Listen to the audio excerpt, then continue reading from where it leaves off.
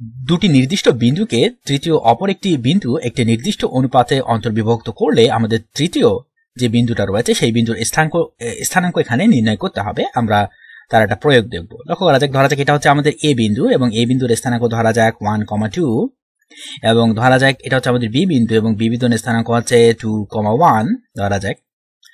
এখন আমাদের এই দুটো বিন্দু যুক্ত করতে হবে। ওকে, এটা কিন্তু খসড়া চিত্র, এক্সাক্ট চিত্র নয়, ঠিক আছে। আচ্ছা, লক্ষ্য করা যাক, তাহলে এই দুটো বিন্দু আমরা যুক্ত করলাম এবং এবি রেখাংশ পেলাম এবং এবি রেখাংশকে অপর একটি বিন্দু সি বিন্দু ধরা যাক একটা নির্দিষ্ট অনুপাতে, ধরা যাক 4:2 অনুপাতে অন্তর্বিভক্ত করেছে, ঠিক আছে। আমাদের সি বিন্দুর স্থানাঙ্ক নির্ণয় করতে হবে।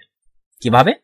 লক্ষ্য করা যাক, সি বিন্দুর স্থানাঙ্ক আমরা যদি xy ধরে নিই তাহলে আমরা xy এর মান নির্ণয় করতে পারবো অন্তর্বিভক্তকারী বিন্দুর স্থানাঙ্ক নির্ণয়ের ফর্মুলা ব্যবহার করে। এবং সেক্ষেত্রে লক্ষ্য করা যাক, এখানে x এবং y কি হয়, নিচে কি থাকে, অনুপাত সংখ্যা দুটির যোগফল অর্থাৎ m1 + m2 উভয় ক্ষেত্রেই থাকে, তাই না? এবং যখন আমরা ভুজ নির্ণয় করি আমরা জানি যে আমাদের কি করতে হয়, আমাদের m2 কে x1 দিয়ে গুণ করতে হয়, এর সাথে যোগ করতে হয় m1 * x2। অনুরূপভাবেও এখানে আমরা পাই কি m2 y1 প্লাস m2 দুঃখিত m1 এবার হবে, ঠিক আছে, y2।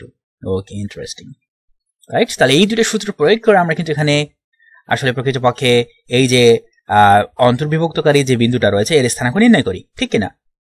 এখন লক্ষ্য করা যাক এখানে আসলে আমরা কি করছি, এটা কিন্তু m1 এটা কিন্তু m2, তাহলে m1 দিয়ে আমরা গুণ করছি x2 কে, তাহলে m1 দিয়ে কিন্তু আমরা এই বিন্দুর ভুজকে গুণ করছি, আবার m2 দিয়ে আমরা গুণ করছি m2 দিয়ে গুণ করছি x1 কে, তাহলে এই বিন্দুর ভুজকে।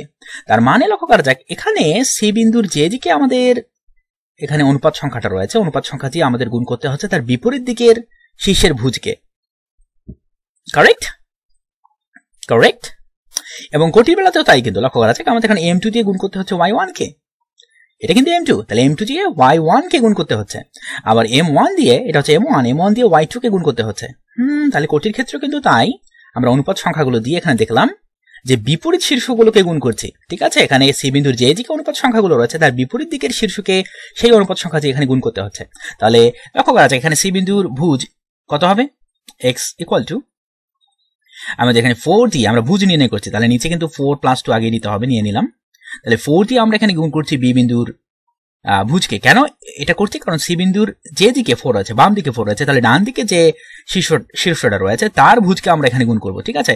তাহলে দেখা যাচ্ছে 4 × 2 হয়ে যাচ্ছে 8 প্লাস অনুরূপভাবে 2 দিয়ে গুণ করব কি, সি বিন্দু যে দিকে 2 রয়েছে তার বিপরীত দিকে যে শীর্ষ রয়েছে তার ভুজকে, 2 × 1 হয়ে যাবে 2, 8 + 2 10, 10/6। তাহলে আমরা পাচ্ছি 10/6, 10/6। তাহলে আমরা পাচ্ছি উপরে নিচে 2 দিয়ে ভাগ করে 5/3, আমরা পাচ্ছি 5/3। ওকে, কোনো ব্যাপার না। এরপর আমরা কোটির মান নির্ণয় করব, তাহলে কোটির বেলায়ও একই কাজ হবে। আমাদের এখানে 4 দিয়ে লক্ষ্য করা যায় কাকে গুণ করব, 1 কে, কারণ কি সি বিন্দু যে দিকে 4 রয়েছে তার বিপরীত দিকের শীর্ষের কোটিকে গুণ করতে হবে, তাহলে 4 × 1 হয়ে যাবে 4 প্লাস অনুরূপভাবে 2 দিয়ে আমাদের গুণ করতে হবে সি বিন্দু যে দিকে 2 রয়েছে তার বিপরীত দিকে যে শীর্ষ রয়েছে তার কোটিকে, 2 × 2 হয়ে যাবে 4। ইন্টারেস্টিং। এবং নিচে কিন্তু আমাদের অনুপাত সংখ্যা দুটি যোগফলই থাকবে, তাহলে আমরা পাচ্ছি অনুরূপভাবে এখানে কি পাচ্ছি 8/6, 8/6। তাহলে উপরে নিচে 2 দিয়ে ভাগ করলে আমরা পাচ্ছি 4/3, তাহলে আমরা পাচ্ছি 4/3। তাহলে সি বিন্দুর স্থানাঙ্ক পাওয়া গেছে 5/3, 4/3। কারেক্ট, এটা হচ্ছে আমাদের সি বিন্দুর স্থানাঙ্ক।